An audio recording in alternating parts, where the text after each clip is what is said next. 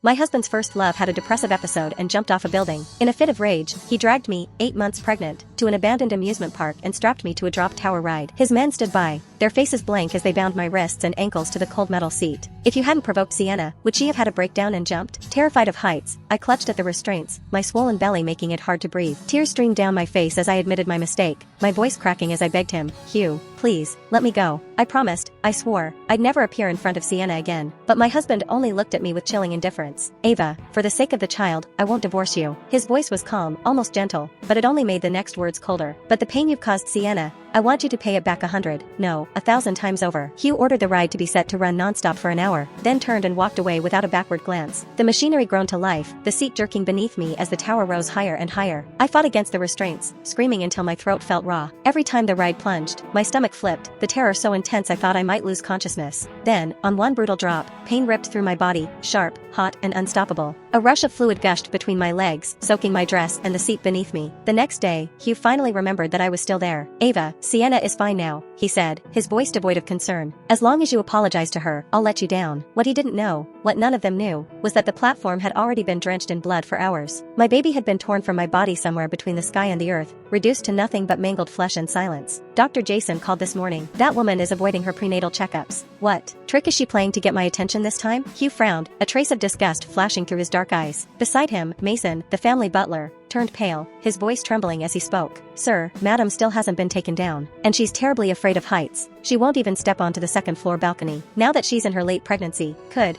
something have happened?" Hugh's expression froze for a split second before he frowned again, doubt flickering across his face. "Really? Ava's afraid of heights?" Before Mason could finish confirming, Hugh waved a dismissive hand. "It's just a drop tower. It's not like she's actually jumping off a building. Let her be scared. It might teach her a lesson so she won't bully Sienna again." Mason lowered his head and dared not say another word. However, Hugh's assistant couldn't hold back any longer. "Sir, at first Madam was screaming, but later, she went completely silent. And, she's carrying your child, your own flesh and blood. Shouldn't you at least check on her?" Hugh's expression shifted slightly, but the brief flicker of realization was quickly replaced by scorn. "I knew it. Even her so-called fear of heights was just an act. If she were really that terrified, how could she suddenly go quiet? Ava's as manipulative as ever. Since she wants to put on a show, let her stay up there until morning. Tomorrow, I'll bring her to kneel before Sienna and apologize. Only then will this matter be considered settled." With that, he waved his hand impatiently, cutting off any further protests, and strode towards the bedroom. On his bed, Sienna lay half-naked beneath the soft sheets, her delicate shoulders exposed to the dim light. Hugh's gaze darkened as he approached, his Adam's apple bobbing with desire. Without a word, he leaned down and captured her lips in a deep kiss. Sienna whimpered softly, her fingers pressing weakly against his chest in resistance before she opened her eyes. "Hugh, we're in your room. If Ava finds out, she'll be upset." Her voice trembled just enough to sound pitiful, her wide eyes filled with guilt and hesitation. "And about what happened before. Hugh, I only did it because I love you too much. I thought that if I died, Ava wouldn't fight with you over me anymore. I never wanted you to punish her for my sake.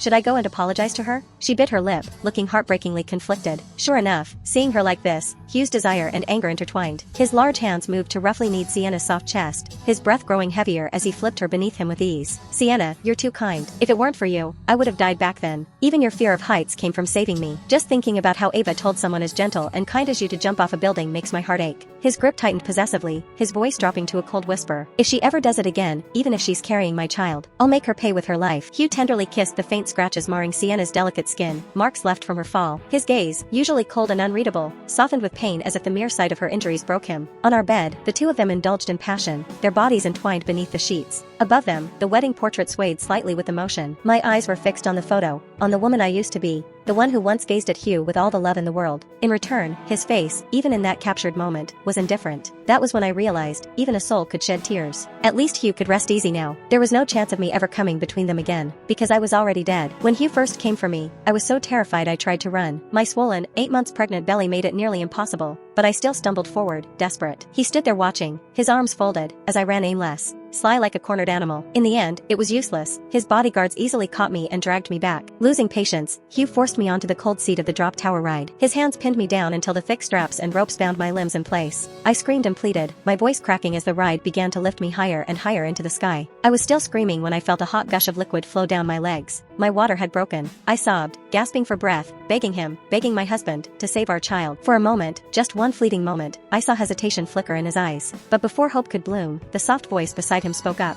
Sienna leaned into his side, her face pale and pitiful. I thought Ava's due date wasn't until next week, but she does look scared. She even wet herself before the ride went up. Maybe we should just let it go. I'm fine now anyway. That was all it took. In the next breath, Hugh's expression twisted with disgust. Ava, you're vile. Using our child just to win my sympathy? Stay up there and think about what you've done. 100 yards above the ground, the wind howled, cutting through my thin dress like a blade. My teeth chattered uncontrollably, but the pain twisting in my abdomen was even worse. The baby was coming. I thrashed against the ropes, the fibers cutting into my wrists until layers of skin peeled away. Blood dripped down my arms, but I didn't stop. My fingers clawed desperately at the knots until, somehow, they began to loosen. The third time the ride shot upward, I gathered every last ounce of strength I had left. And that's when I heard it, a fragile, kitten-like cry. My baby was born, right there in the sky. I was too weak to hold it, too broken to even see if it was a boy or a girl. Before I could reach out, the ride jolted violently. The tower had reached its peak again. The next second, it plunged. The tiny, fragile body was ripped from my arms. My baby, so small, so helpless, slammed into the unforgiving ground below. I reached for it, screaming until my throat gave out, but my shredded hands couldn't catch hold. All I could do was watch as that perfect little life was reduced to nothing but blood and flesh on the cold concrete. My own blood followed, painting the air crimson, a midsummer snowfall of death. In that final, agonized scream, my breath gave out. And where was Hugh? He was nowhere near me. Instead, he'd gathered the city's best doctors, not for me, not for our child, but for Sienna. All because he didn't want a shallow scratch on her arm to leave a scar. He brought her fresh roses, carefully selected from a florist who imported them from halfway across the world. He even secured a one-of-a-kind designer necklace, placing it gently in her hands to comfort her fragile nerves. When someone tried to report what had happened to me, Hugh cut them off without hesitation. Even if she's dead, she brought it upon herself, he said, without a trace of emotion. In 2 days, it'll be her due date. I'll bring Ava over to apologize to you, Hugh said, his fingers lazily stroking Sienna's hair as she curled up in his lap. Sienna traced light circles on his chest with her delicate fingers, her head resting softly against him. Maybe we should just forget it, she whispered, her voice soft and filled with guilt. I believe Ava didn't mean to do it. In the end, it's my fault. I shouldn't have come back. But I just wanted to be by your side. I never wanted to cause trouble between you two. Hugh caught her wandering hand, his voice unbearably tender. Sienna, you've saved my life. Just for that, I'll protect you until the day I die. He gently brushed her hair back, his gaze darkening with affection. Ava's my wife. She should have embraced you with me. But instead, she kept targeting you, forcing you to the edge.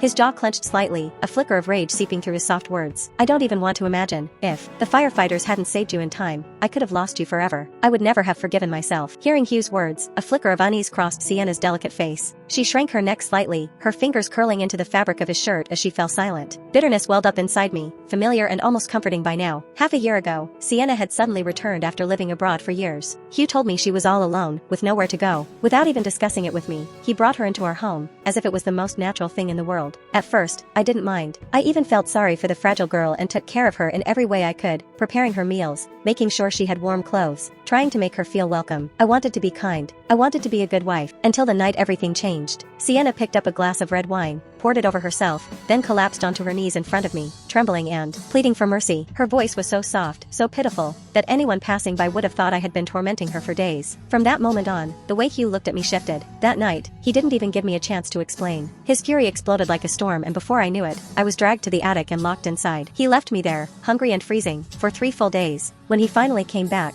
his voice was colder than I'd ever heard. Ava, you've really disappointed me, he said, his gaze filled with disgust. You have no idea what Sienna means to me. If you dare lay a hand on her again, even if you're my wife, I'll make you pay. After that, incidents like that kept happening. Small, carefully staged moments where Sienna was the victim and I was the cruel villain. Each one chipped away at Hugh's patience, until his eyes held nothing but icy contempt whenever he looked at me. I had planned to endure it, at least until the baby was born. Once our child arrived safely, I was going to ask for a divorce and leave quietly. But before I could, Sienna jumped off a building. The reason for her suicide attempt? Hateful messages and vicious voice recordings, supposedly from me. The words were brutal, cruel enough to drive anyone to the edge. But they weren't mine. Yet no matter how I pleaded, Hugh didn't believe me. All he could see was Sienna's pale, trembling form lying in a hospital bed, her tears falling one after another. His heart ached so much for her, his eyes turned red with rage. Even with our baby almost ready to be born, his only concern was avenging his beloved. Sir, madam, she seems. You should go see for yourself. Hugh's fingers froze around the pen in his hand. His brow furrowed, his expression a mix of irritation and indifference. She's still throwing a tantrum after all this time? The assistant hesitated, his hands nervously clasped together. After several seconds of hesitation, he finally said, No, sir,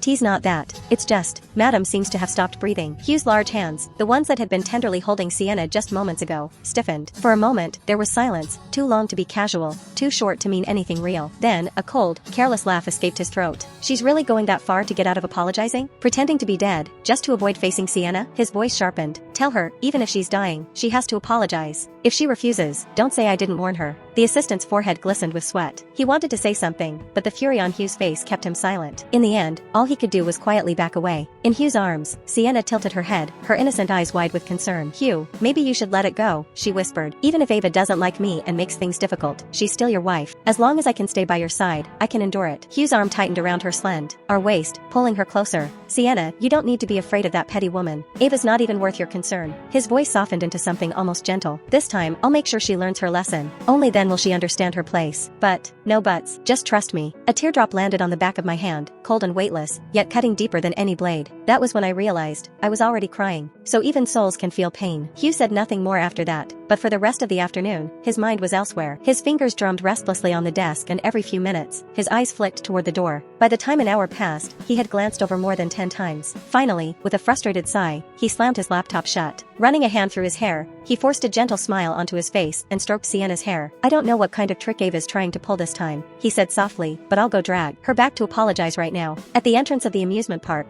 Hugh's long strides carried him forward, his impatience radiating off him like heat. Even from a distance, his sharp gaze locked onto the drop tower ride. Its frame gleamed coldly in the sunlight, but the ground beneath it was soaked in red.